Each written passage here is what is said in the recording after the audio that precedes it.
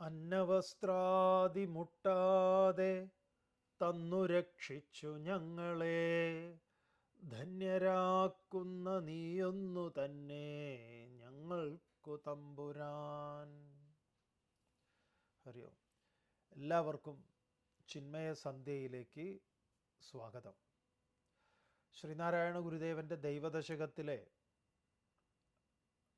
10 വരികളിൽ 2 നമ്മൾ പരിചയപ്പെട്ടു.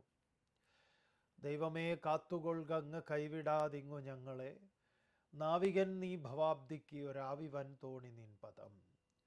ഒന്നൊന്നായി എണ്ണി എണ്ണി തൊട്ടെണ്ണും പൊരുളൊടുങ്ങിയാൽ, നിന്നിടും ദൃക്കുപോലുള്ളം നിന്നിൽ അസ്പന്ദമാകണം. മൂന്നാമത്തേത്, അന്നവസ്ത്രാദി മുട്ടാതെ തന്നു രക്ഷിച്ചു ഞങ്ങളെ, ധന്യരാക്കുന്ന നീ ഒന്നു തന്നെ ഞങ്ങൾക്ക് തമ്പുരാൻ.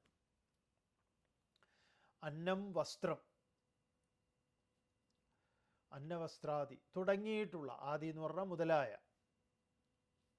അന്നവസ്ത്രാദി മുട്ടാതെ, മുട്ടാതെ മുടങ്ങാതെ, ചോദിക്കാതെ, ഇങ്ങനെ 2 അർത്ഥമാണ്.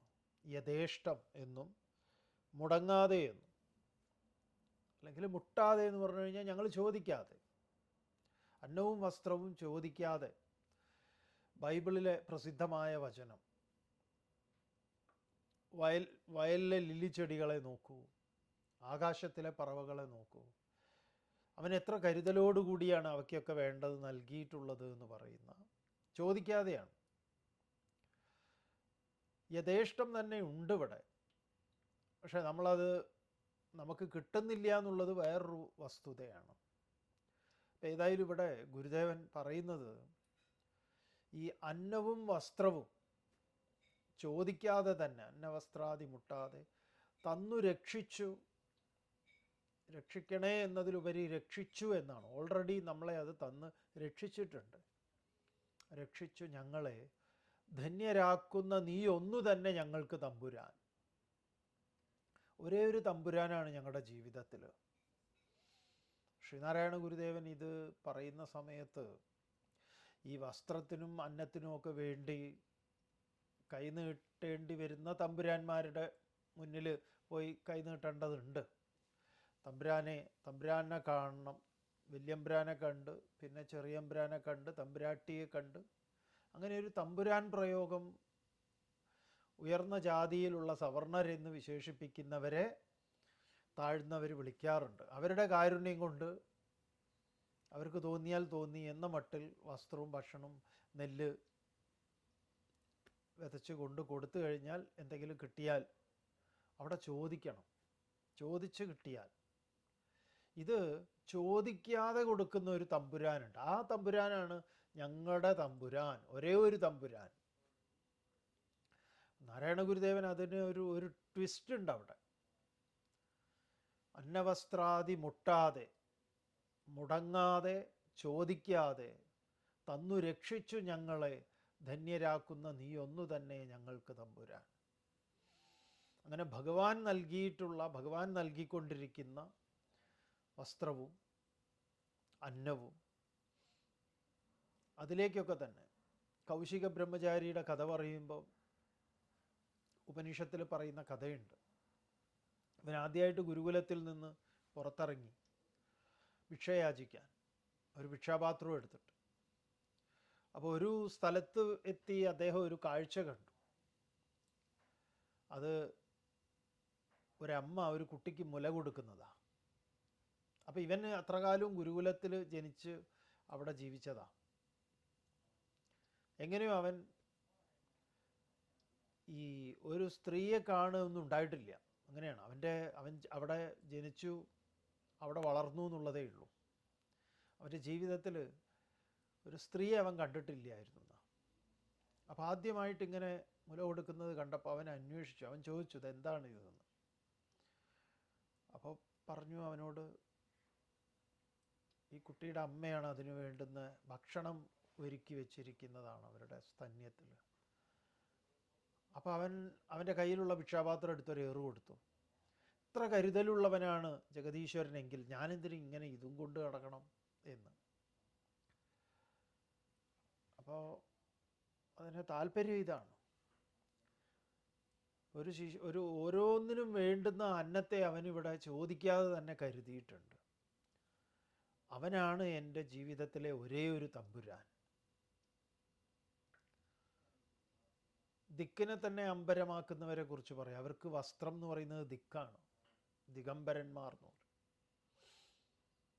പറഞ്ഞാൽ വസ്ത്രം ഉണ്ടാവില്ല, പക്ഷെ ദിക്കാണ് അവരെ വസ്ത്രമാക്കുന്നത്. അങ്ങനെയാണല്ലോ പണ്ടൊക്കെ മാറുമറയ്ക്കാനുള്ള സ്വാതന്ത്ര്യം, അതിനുവേണ്ടി അവകാശം, അങ്ങനെയൊക്കെ സമരങ്ങൾ നടന്നിട്ടുള്ളത് ശ്രീനാരായണ ഗുരുദേവൻ്റെ കാലത്ത്. അപ്പോൾ അതവരെ വല്ലാത്ത പ്രചോദിപ്പിക്കുകയും കൂടെ ചെയ്യുന്ന വരികളാണ്. അതിൽ രാഷ്ട്രീയമുണ്ട്, അന്നത്തെ സമകാലിക അന്നത്തെ രാഷ്ട്രീയമുണ്ട്, ചെറുത്തുനിൽപ്പുണ്ട്, ശരിയായ മനസ്സിലാക്കലുണ്ട്. ഒരു പകയും വിദ്വേഷവും ഒന്നുമില്ലാതെ ഒരല്പം കൂടി ഉയർന്ന തലത്തിലേക്ക് മനുഷ്യനെ ചിന്തിക്കാനുള്ള പ്രേരിപ്പിക്കലുണ്ട്. അതൊക്കെ എന്താ പറയുക, ഉള്ളിലൊതുക്കി വച്ചിരിക്കുന്ന രണ്ട് വരികളാണ്. അന്നവസ്ത്രാദി മുട്ടാതെ തന്നു രക്ഷിച്ചു ഞങ്ങളെ ധന്യരാക്കുന്ന നീ ഒന്നു തന്നെ ഞങ്ങൾക്ക് തമ്പുരാൻ എന്ന് പറഞ്ഞു. നമുക്ക് ഭജഗോവിന്ദത്തിലേക്ക് വരാം. ഭജഗോവിന്ദത്തിൽ രത്യാചർപ്പട വിരചിത ഗന്ധ പുണ്യാപുണ്യ വിവർജിത ബന്ധ,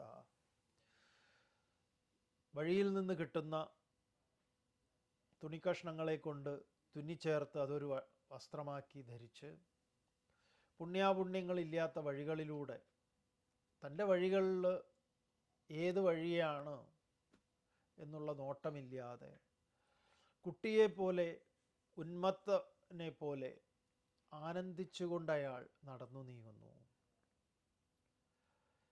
തുടർന്ന് പറയുന്നതാ, വീണ്ടും ഒരു തത്വചിന്തയ്ക്ക് ഭഗവത്പാദർ ചോദിക്കുകയാണ്, നീ ആരാണ്? കസ്ത്വം കോഹം കുത ആയാത് കാമേ ജനനീ കോമേ താത് ഇതി പരിഭാവയ സർവമസാരം വിശ്വം ത്യക്ത്വാ സ്വപ്ന വിചാരം ഭജ ഗോവിന്ദം ഭജ ഗോവിന്ദം.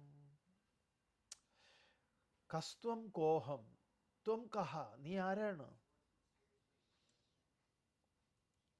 കോഹം, കഹാത്വം, നീ ആര്? കുത ആയാത, നീ ആര്? ഞാനാര്? നീ എവിടെ നിന്നാണ് വരുന്നത്? ആരാ നിന്റെ? കാമേ ജനനി, ആരാണ്? സ്വയം ചോദിക്കുമ്പോൾ ആരാണ്? എൻ്റെ അമ്മ ആരാണ്? ഞാൻ ആരാണ്? ഞാൻ എവിടെ നിന്നാണ് വരുന്നത്? കാമേ താതഹ, എൻ്റെ അച്ഛൻ ആരാണ്? വാസ്തവത്തിൽ ഇത് അന്വേഷിച്ചാൽ, നമ്മൾ കഴിഞ്ഞ ക്ലാസ്സുകളിൽ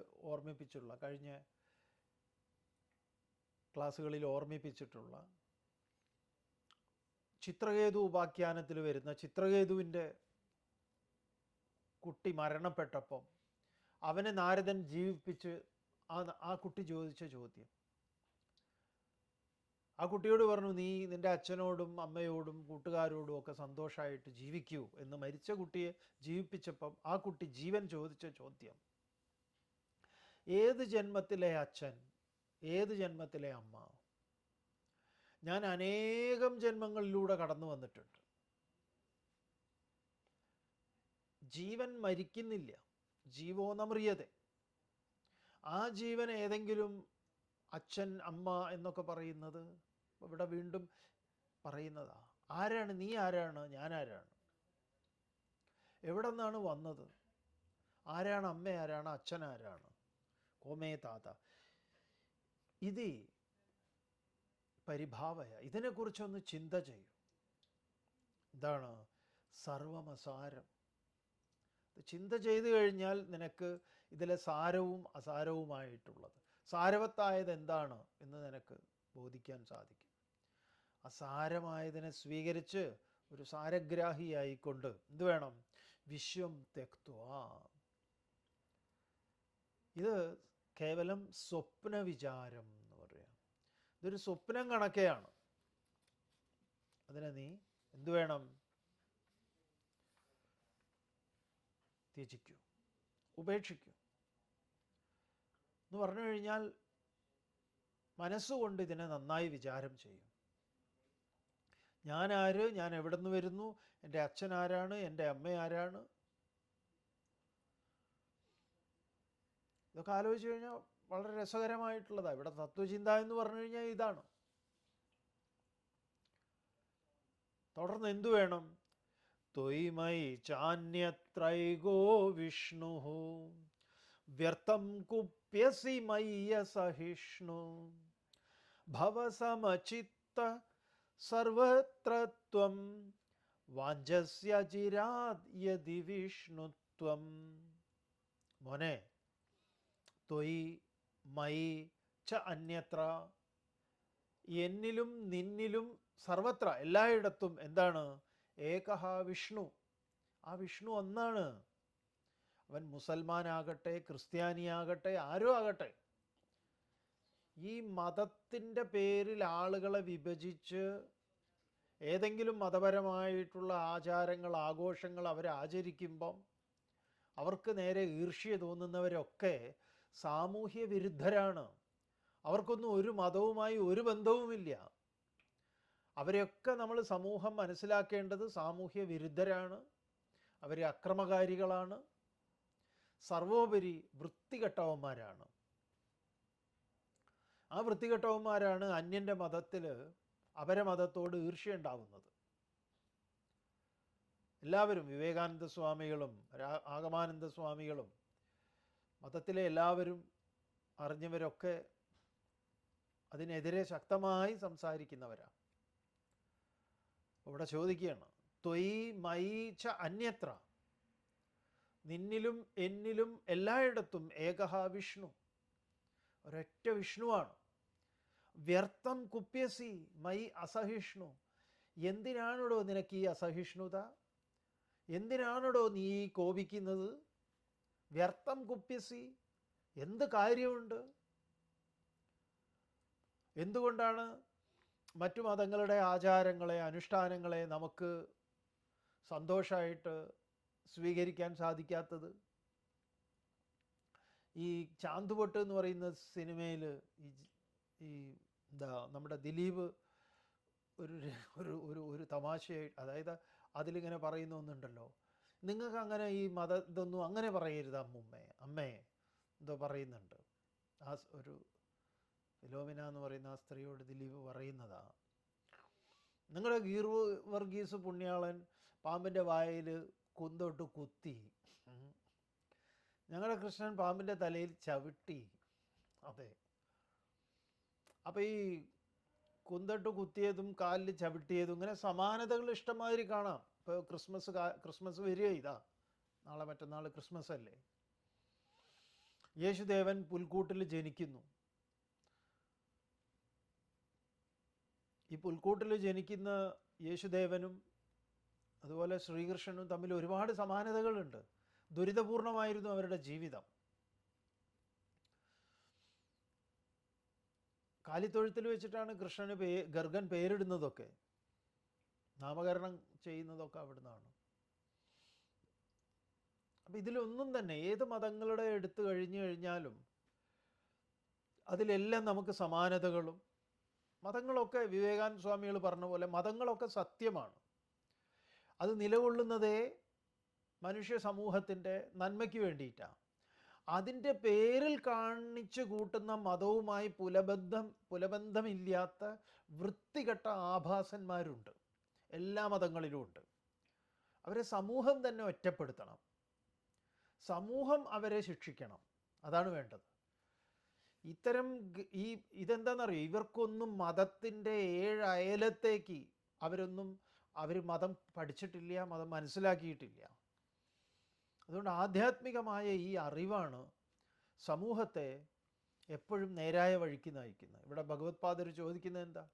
ത്വയി മയിച്ച അന്യത്ര ഏകഹ വിഷ്ണു വ്യർത്ഥം കുപ്യസി, എന്തിനാ നീ ഇങ്ങനെ കോപിക്കുന്നത്? മൈ അസഹിഷ്ണുഹു, എന്തിനാ നീ അസഹിഷ്ണുത പുലർത്തുന്നത്?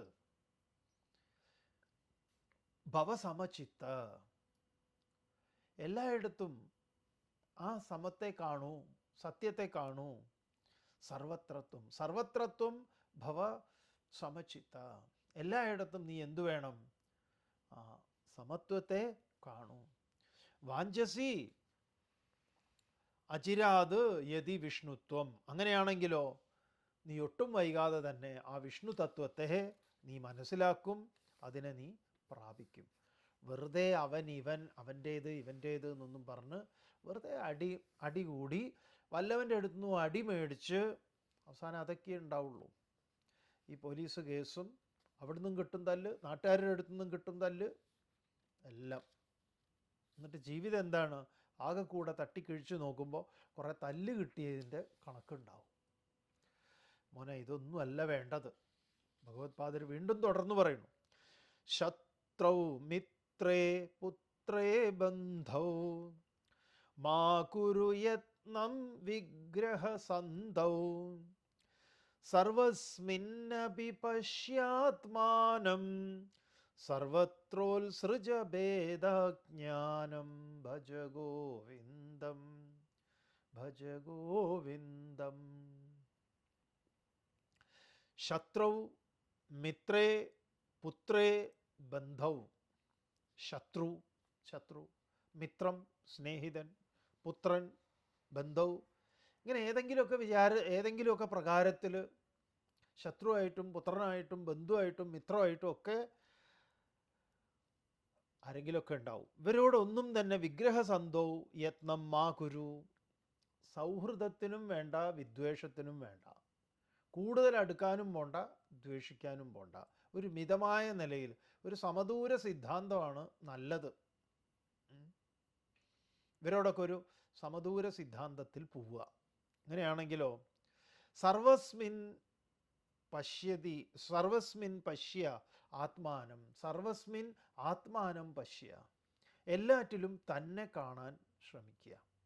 അതാണ് സത്യവും. തൻ്റെ പ്രതിരൂപമാണ് ഈ ചുറ്റുപാട് കാണുന്നതൊക്കെ. തനിക്ക് ഏതെങ്കിലും പ്രകാരത്തിൽ ബന്ധപ്പെട്ടിട്ടുള്ളതാണ്, ഏതെങ്കിലും അല്ല, എല്ലാ പ്രകാരത്തിലും. അതുകൊണ്ട് സർവത്ര ഭേദാജ്ഞാനം ഉത്സൃജ, എല്ലായിടത്തും ഉള്ള നിൻ്റെ ഈ അജ്ഞാനജന്യമായ ഭേദപ്രതീതി ഉണ്ടല്ലോ,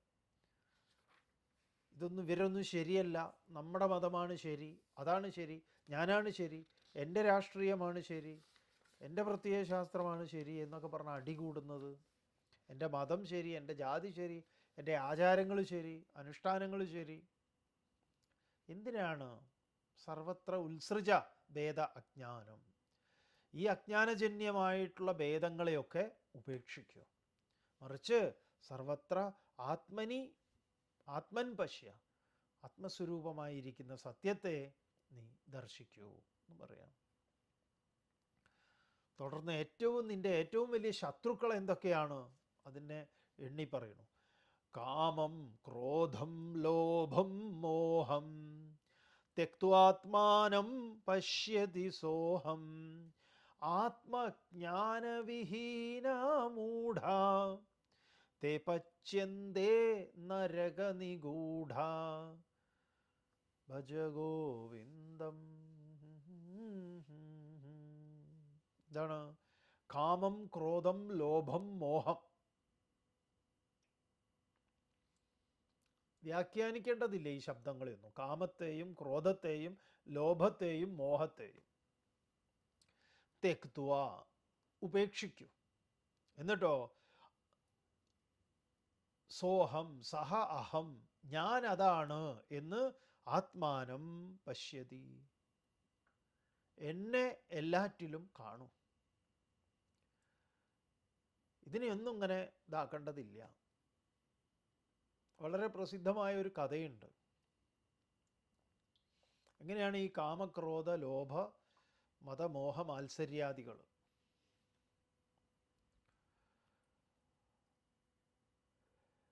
ഒരിക്കലൊരു ഈ പാറ പൊട്ടിച്ചിട്ട്, ഈ വെടി കൊടുത്ത് ഇത് വെച്ച് പാറ പൊട്ടിക്കുമല്ലോ, അങ്ങനെ പൊട്ടിച്ച പാറ ഒന്നായിരുന്ന വലിയ പാറ പൊട്ടി കഷ്ണങ്ങളായി വീണു. അപ്പോൾ അതിൽ നിന്ന് ഒരു കഷ്ണം, നല്ല ലക്ഷണമൊത്ത ഒരു കഷ്ണം എടുത്ത് ഒരാൾ കൊണ്ടുപോയി, വലിയൊരു പീസും കൊണ്ടുപോയി. എന്നിട്ടോ അതിലൊരു നല്ല വിഗ്രഹം ഉണ്ടാക്കി, കൃഷ്ണവിഗ്രഹം ഉണ്ടാക്കി. എന്നിട്ട് അത് മലമുകളിൽ കൊണ്ടുപോയി പ്രതിഷ്ഠിച്ചു. അതിൽ നിന്ന് മറ്റൊരു കഷ്ണം ഉണ്ടായിരുന്നു. കൂട്ടത്തിലിങ്ങനെ ഒന്നായിരുന്ന കഷ്ണം രണ്ടായ, ഒന്നായ നിന്നെ ഇഹ രണ്ടായ ഒരു ഉണ്ടൽ കണ്ട ഒരു ഉണ്ടലുണ്ടല്ലോ, ബധമുണ്ടാവതല്ല. ഹരിനാരായണായ നമ. ഈ ഒന്നായവൻ രണ്ടായി, ഒരുത്തൻ വിഗ്രഹമായി. ഒരുത്തനോ അവിടെ സർവേക്കല്ലാക്കിയിട്ട് ഇത്ര കിലോമീറ്റർ എന്ന് എഴുതി വയ്ക്കുന്ന കിമി എന്ന് പറഞ്ഞിട്ട് ഒരു ബോർഡ് അവിടെ, അതിലങ്ങനെ ഒരു വെള്ളയും കറുപ്പും പെയിൻ്റ് അടിച്ചിട്ട് എഴുതി വെച്ചു. ഒരു കല്ല് അതിന് ഉപയോഗിച്ചു, ഒരു കല്ല് വിഗ്രഹമായി. അങ്ങനെ ആളുകൾ ഈ അമ്പലത്തിലേക്ക് വിഗ്രഹത്തിന് എന്താ പറയുക, പൂക്കളും പഴങ്ങളും ഒക്കെ ആയിട്ട് പോകുമ്പോൾ പാവം ഈ കല്ല്, സർവേ കല്ല്, കിലോമീറ്റർ എന്ന് എഴുതി വെച്ച കല്ല്, സങ്കടത്തോടു കൂടി ദേഷ്യവും എല്ലാം കൂടി അവൻ ഈ പോണവരോട് സംസാരിക്കുകയായിരുന്നു. കഥ പോണവരോട് പറയാ, നിങ്ങൾ എങ്ങോട്ടായി പോണത്? അവർ പറഞ്ഞു, ഞങ്ങൾ അമ്പലത്തിൽ തൊഴാൻ പോവുക. വിഗ്രഹം ഉണ്ട് അവിടെ, നല്ലൊരു ഭഗവാന്റെ വിഗ്രഹം. കഷ്ടം നിങ്ങളുടെ കാര്യം. അപ്പോൾ ആൾക്കാർ ചോദിച്ചു, അതെന്താ കഷ്ടം എന്ന് പറയാൻ? അല്ല, ഞങ്ങൾ ട്വിൻസായിരുന്നു എന്ന് പറയാം, ഞങ്ങൾ ഒരമ്മയുടെ മക്കളാണ്, അത് ന്യായമാണ് അല്ലേ? അപ്പോൾ അവനും ഞാനും ആരോ ഞങ്ങളെ വെടിവെച്ച് പൊട്ടിച്ച് താഴെ ഇട്ടു. ശരി. അങ്ങനെ അവൻ്റെ ദേഹത്ത് ഒരുത്തൻ ഉളി വന്നിട്ട് ഉളി വെച്ച് കുറേ പണിയെടുത്തു. എൻ്റെ ദേഹത്ത് കൈവച്ചപ്പോൾ ഞാൻ പറഞ്ഞു, ദേഹത്ത് തൊട്ട് കളി വേണ്ട എന്നൊക്കെ മൂപ്പര് തള്ളി വിട്ടു. അങ്ങനെ എന്നെ നോക്ക്, ഞാനൊരു 60-70 കിലോ ഉണ്ട്, അവനത്രയൊന്നുമില്ല. അവനാകെ ഒരു 10-25-30 കിലോ ഉണ്ട്, ബാക്കിയൊക്കെ അവന് പോയിട്ടുണ്ട്. അവനെങ്ങനെയാണ് നിങ്ങളിങ്ങനെ കേമാണെന്നൊക്കെ പറയുന്നത്?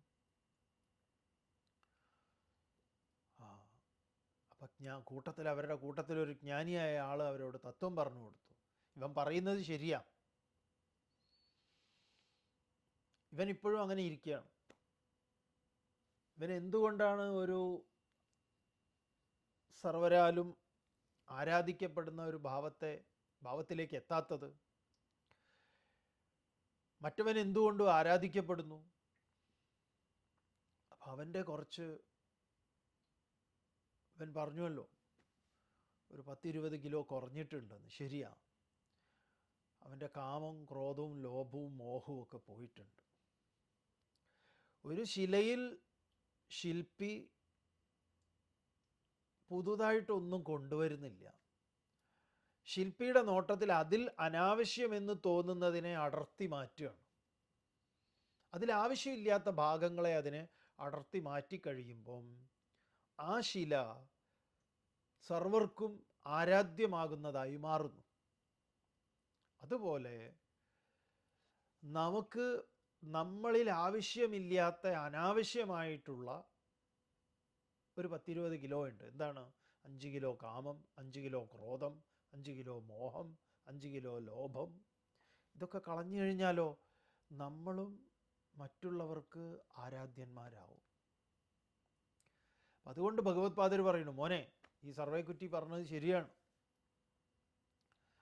കാമം, ക്രോധം, ലോഭം, മോഹം ത്യക്ത്വാത്മാനം പശ്യതി സോഹം. ഭഗവത് പാദർ വിവേക ചൂടാമണിയിൽ പറയുന്നത് പോലെ ജാതി, നീതി, കുലം, ഗോത്രം ഇതിനെയൊക്കെ ഉപേക്ഷിക്കും. ആത്മാനം ബ്രഹ്മതത്വമസി ഭാവയാത്മനി. ആത്മാവിൽ അതിനെക്കുറിച്ച് ഭാവന ചെയ്തുറപ്പിക്കൂ. അത് ഉറച്ചാൽ മാത്രമേ ഈ ബാഹ്യമായിട്ടുള്ള ഈ ഭേദങ്ങളെല്ലാം അസ്തമിക്കുള്ളൂ. വേറെ ഒന്നുകൊണ്ടും നിങ്ങൾക്ക് ഈ ഭേദങ്ങളെ അസ്തമിപ്പിക്കാൻ സാധ്യമല്ല, ഈ ഒരു എഡ്യൂക്കേഷനിലൂടെ അല്ലാതെ. ഇതാണ് സത്യവും, ഇത് സത്യമാണ്, അല്ലാതെ വേറെന്ത് സത്യം?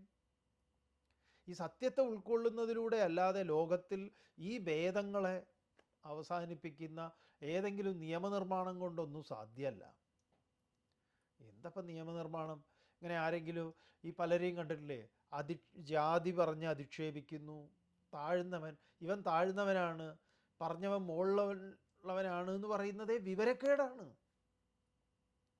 ചിലരൊക്കെ ജാതിയിൽ ഞങ്ങൾ എന്തോ വലുതാണെന്ന് വിചാരിക്കും.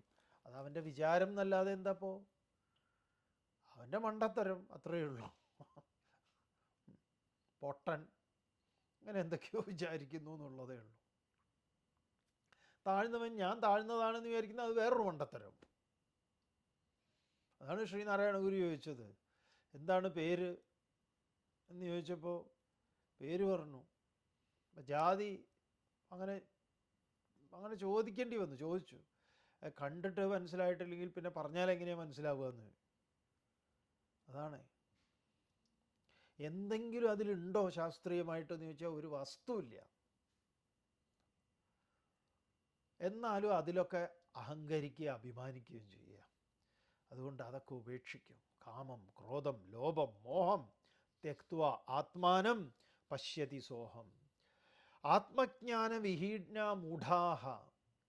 മൂഢാഹ, വീണ്ടും പറയണു, ഈ പൊട്ടൻ, ആത്മജ്ഞാന വിഹീനൻ, ഞാൻ ആരെന്നറിയാത്തവൻ, ശരിയായ എൻ്റെ ഉണ്മയെക്കുറിച്ച്, അവനവൻ്റെ ഉണ്മയെക്കുറിച്ച് ചുക്കും ചുണ്ണാമ്പും അറിയാത്ത അവൻ, തേ പച്യന്തി, അവൻ പതിക്കുന്നു എവിടെ? നിഗൂഢ നരകാഹ. നിഗൂഢ നരകാഹ, നിഗൂഢമായിട്ടുള്ള നരകത്തിലാണ് അവൻ്റെ വാസം. അവനിപ്പോഴേ നരകത്തിലാണ് വസിക്കുന്നത്. കാരണം അങ്ങനെയാണ് അവൻ്റെ കയ്യിലിരിപ്പ്. അതുകൊണ്ട് ആ കയ്യിലിരിപ്പൊക്കെ ഒന്ന് മാറ്റിയിട്ട് എന്ത് വേണം? അവൻ്റെ ആ സംസർഗത്തിൽ നിന്ന് അവനൊരു മാറ്റം വരുത്തേണ്ടതുണ്ട്.